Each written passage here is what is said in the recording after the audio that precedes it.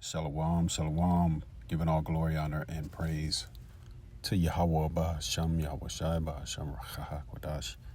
A double honor to the apostles and the elders of Great Millstone who teach well, taught us its truth. Shalom to the elect, 144,000 first and foremost, pushing its truth in all sincerity in the four quarters of the earth. Lord willing, we be of that number. I'm your brother Tobiah Konah, coming at you with another in transit. Lord willing, it's edifying. All right, so Spirit is on me about just a separation. Separation going into these days, man. All kinds of stuff is just making people do various things. All right. And, you know, things go up and down with various individuals that we may know, talking about outside the truth. But you got to pay attention to what the Lord is and what the Spirit is trying to tell you. Because it's scriptural that division is going to be apparent in these last days. This is Luke chapter 12 and verse 51. Suppose ye that I am come to give peace on earth. I tell you nay, but rather division. Right. Scripture speak about how the Lord is coming to separate the sheep from the goats. Okay. The wheat from the tares. All right, the righteous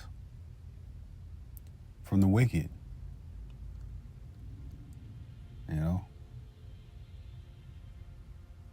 This is the end of an age, man, of which the elites, we know, those small hatters, the elite bankers, have run this place for roughly about 500 years or so. Starting in 1492. Right? And he was loose for a little season to deceive the nations, man. I'm talking about that Edomite, man.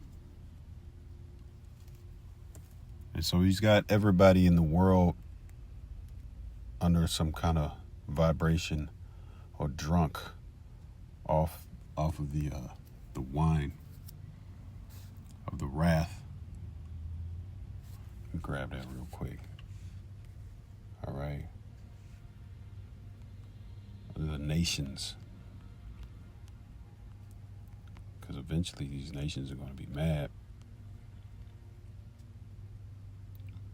This is Jeremiah 51:7. Babylon hath been a golden cup in the Lord's hand.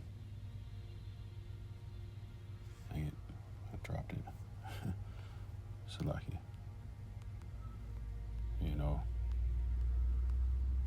A golden cup, man. Bad bitch. Babylon hath been a golden cup in the Lord's hand. In the Lord's hand. Okay? So the Lord is controlling this place. There's a reason for it. Okay? It says that made all the earth drunken. The nations have drunken of her wine. Therefore the nations are mad. And that's what we're seeing now, bit by bit. This guy, Nero, 47, which is Trump. We believe he's Emperor Nero coming back in the reincarnation. Reincarnation is a biblical fact. He's speaking very bold words, man, which we know that ultimately the elites have that hand in his back. But he's also an Edomite anyway, so that's just how he rolls anyway. He's just a proud, bold fellow. And the Lord is, has him drunk off his own, off the wine of Babylon as well, You see a lot of that that drunkenness off of the numbers that they push in the news about how many people are dying, and now he's speaking real, talking about we will destroy you, and like I never heard these types of words coming from a president. It was always some kind of diplomatical, let us sit down at the table, but it's like something just switched with this Iran thing, which kind of makes me believe that a lot of this is contrived, it's made up, but hey, either way, it's fulfilling prophecy. So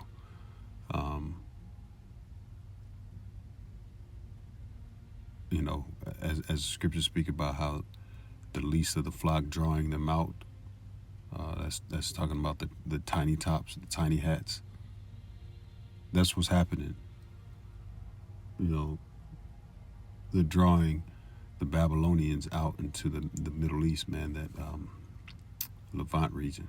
Middle East, there's no such thing as the Middle East. It's a made-up term. But anyways,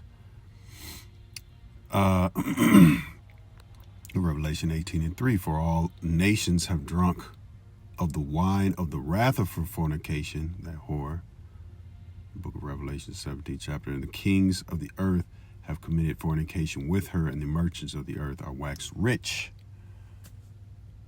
all right, through the abundance of her delicacies.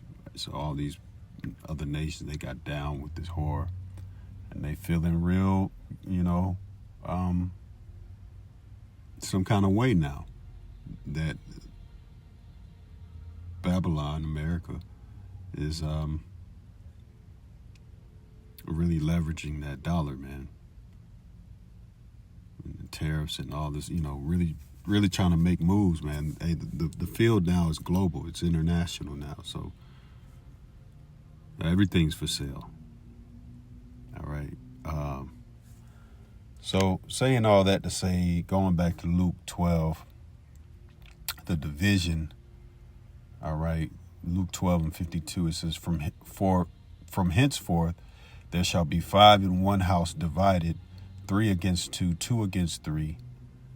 The father shall be divided against the son, and the son against the father, and the mother against the daughter, and the daughter against the mother-in-law against her daughter-in-law, and the daughter-in-law against her mother-in-law. So, a lot of subject matter going to be separating families and friends, and and most, we know that it's ultimately it's the Lord that's doing the separation. And so we have to look at things spiritually, man. When shit goes wrong, hey, what does Scripture say? You could do nothing against the truth but for it, man. So we have to stay. The Lord's with us.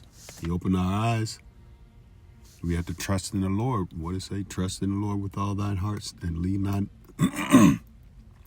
So like it, trust in the Lord with all thine heart and lean not unto thine own understanding, man. We got to trust that the Lord is guiding us in the right way. We have to see it through his lens, man.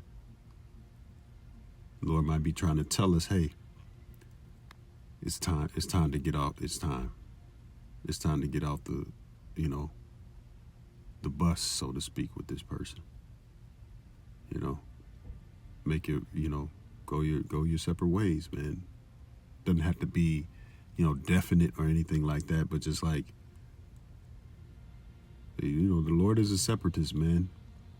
He don't want us to be caught up in mingling with these niggas that stay up in the world, and even if they're family members,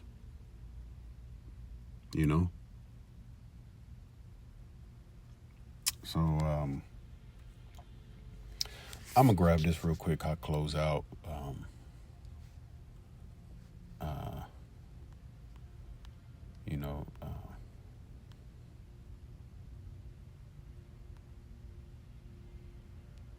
Because like I say, like the scriptures say, what does light have to do with darkness?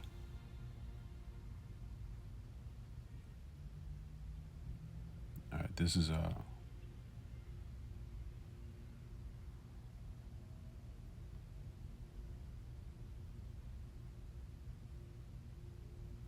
yeah, 2 Corinthians 6:14. Be ye not unequally yoked together with unbelievers, for what fellowship hath righteousness with unrighteousness?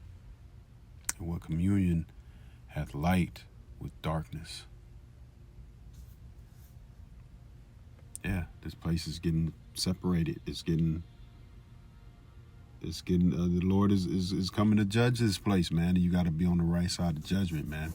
You want to be on the right side of judgment, man. All right? We want to be on the right side of judgment. Amos 5:18, who unto you, woe unto you that desire the day of the Lord. To what end is it for you? The day of the Lord is darkness and not light. The day of the Lord is darkness and not light.